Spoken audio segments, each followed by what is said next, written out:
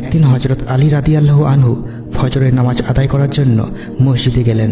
এদিকে হযরত ফাতিমা রাদিয়াল্লাহু আনহার গায়ে অত্যন্ত জ্বর থাকা অবস্থায় ঘরের সমস্ত কাজ শেষ করেছেন। আলী রাদিয়াল্লাহু আনহু মসজিদ থেকে এসে দেখলেন ফাতিমা কাঁদছেন। আলী রাদিয়াল্লাহু আনহু প্রশ্ন করলেন, ও ফাতিমা, তুমি কাঁদছো কেন? ফাতিমা কোনো উত্তর দিলেন না। ফাতিমা তখন আরও জোরে জোরে কাঁদতে লাগলেন। আলী রাদিয়াল্লাহু আনহু কয়েকবার প্রশ্ন করার পর মা ফাতিমা কাঁদতে কাঁদতে বলেন, ও আলী, আমি স্বপ্নের মধ্যে দেখেছি আমার আব্বাজান হযরত মুহাম্মদ সাল্লাল্লাহু আলাইহি ওয়াসাল্লাম আমার ঘরের মধ্যে ঢুকে কি যেন তালাশ করছেন। ঘর থেকে বাহির হওয়ার সময় আমি পিছন দিক থেকে আমার আব্বাজানকে ডাক দিলাম, ও আব্বাজান, আপনি কি তালাশ করছেন? আব্বাজান তখন বললেন, ও আমার ফাতিমা, আমি তো তোমাকে তালাশ করছি তোমাকে নিয়ে যাওয়ার জন্য। আরও বললেন, ও আমার ফাতিমা, আজকে তো তুমি রোজা রাখবা, সেহরি করবা আলীর দস্তরখানায়, আর ইফতার করবা আমার দস্তরখানায়।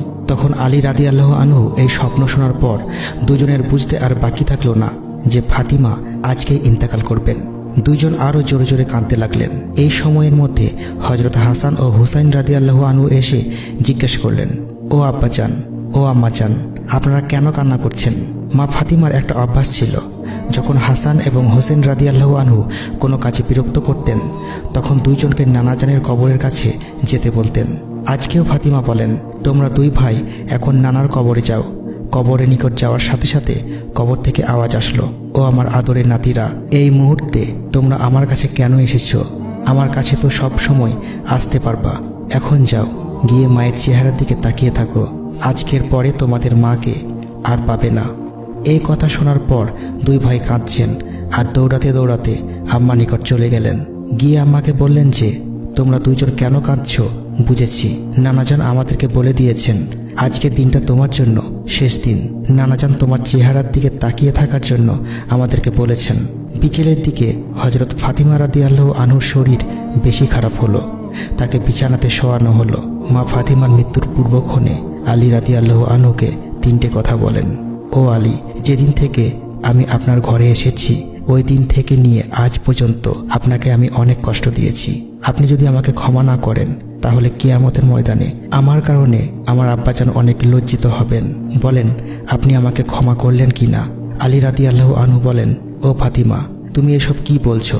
আমি আলী তো তোমার যোগ্যই ছিলাম না। তোমার আব্বাজান দয়া করে মেহেরবানি করে তোমাকে আমার কাছে বিয়ে দিয়েছেন।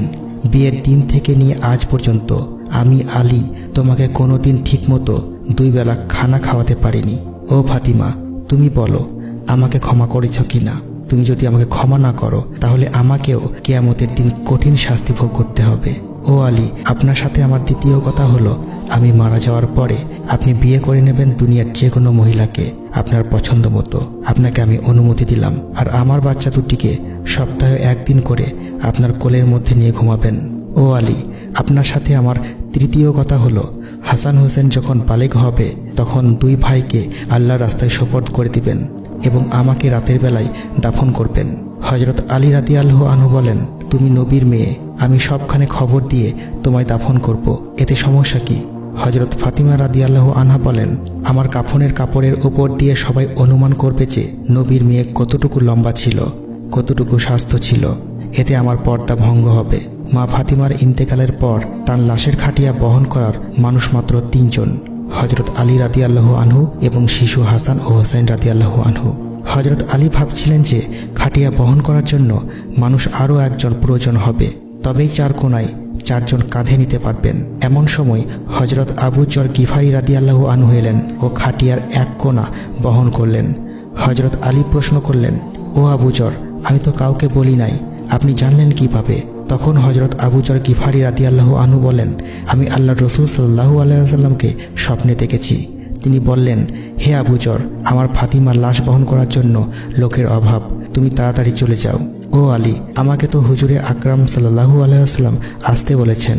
হযরত ফাতিমা রাদিয়াল্লাহু আনহাকে যখন কবরে নামাচ্ছেন তখন হযরত আবু যর গিফারি রাদিয়াল্লাহু আনহু কবরের কাছে গিয়ে কবরকে উদ্দেশ্য করে বললেন, হে কবর, তুই কি জানিস আজ তোর মধ্যে কাকে রাখছি? এটা জান্নাতের সকল মহিলাদের সর্দার ফাতিমা রাদিয়াল্লাহু আনহা। কবর থেকে কোনো আওয়াজ আসলো না। তিনি বললেন, এটা হযরত হাসান হোসেনের আম্মাজান। এবারও কবর থেকে কোনো আওয়াজ আসলো না। তিনি আবার বললেন, এটা হযরত আলী রাদিয়াল্লাহু আনহুর স্ত্রী। এবারও কবর থেকে কোনো আওয়াজ আসলো না। তিনি আবারও বললেন, এটা দোজাহানের বাদশার মেয়ে, খবরদার কবর, বেয়াদবি করবি না। আল্লাহ তাআলা তখন কবরের জবান খুলে দিলেন। কবর বলল, আমি অন্ধকার ঘর, আমি সাপ বিচ্ছুর ঘর, আমি এমন একটি ঘর যার মধ্যে কোনো বংশ পরিচয় কাজ হয় না। আমি দোজাহানের বাদশার মেয়ে ফাতিমাকে চিনি না, হজরত আলীর স্ত্রীকে চিনি না, হাসান হোসেনের আম্মা জানকেও চিনি না, জান্নাতের মহিলাদের সর্দারনিকেও চিনি না। আমি শুধু চিনি ঈমান আর আমল।